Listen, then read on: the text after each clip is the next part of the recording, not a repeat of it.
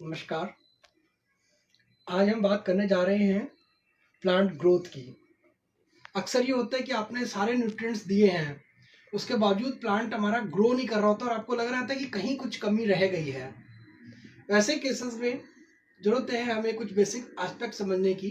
उसमें से आइए आज हम बात करने जा रहे हैं अमीनो एसिड्स की। अमीनो एसिड जैसे कि जो जिम जाते हैं या हेल्थ कॉन्शियस हैं वो लोग बहुत अवेयर हैं कि अमीनो एसिड्स जो है बेसिक यूनिट है प्रोटीन बिल्ड करने का, टिश्यू बिल्ड करने का। हमारे उसी तरीके से प्लांट्स में भी जो अमीनो एसिड होता है वो सेल्स टिश्यूज के डेवलपमेंट में बहुत इंपॉर्टेंट रोल प्ले करता है। तो इन जनरल आज हमारा जो बातें हम करने जा रहे हैं, we are going to talk about humic substances.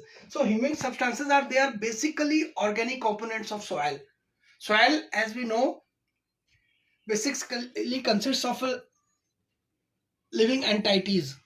जो सॉइल में माइक्रोऑर्गेनिजम्स है, लिविंग मटेरियल सारा जो है उसको हम ऑर्गेनिक कंटेंट्स को बोल देते हैं।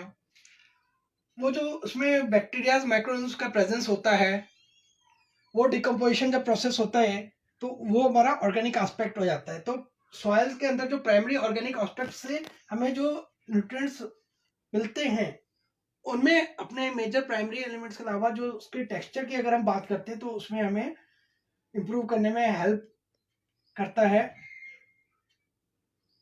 जो एसिड्स होते हैं सॉइल में। उनमें से कुछ हैं जो नेचुरली फाउंड, वो ह्यूमिक एसिड, फल्विक एसिड है।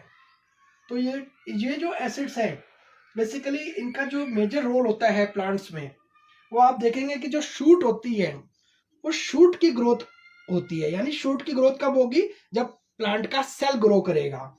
तो सेल की ग्रोथ की जब हम बात करते हैं उसमें नॉर्मली दो एस्पेक्ट होते हैं। एक होता है कि सेल की वॉल की एलोंगेशन हुई, यानी जो सेल का साइज है उसमें इंप्रूवमेंट होता है। दूसरा होता है मल्टीप्लिकेशन ऑफ सेल्स।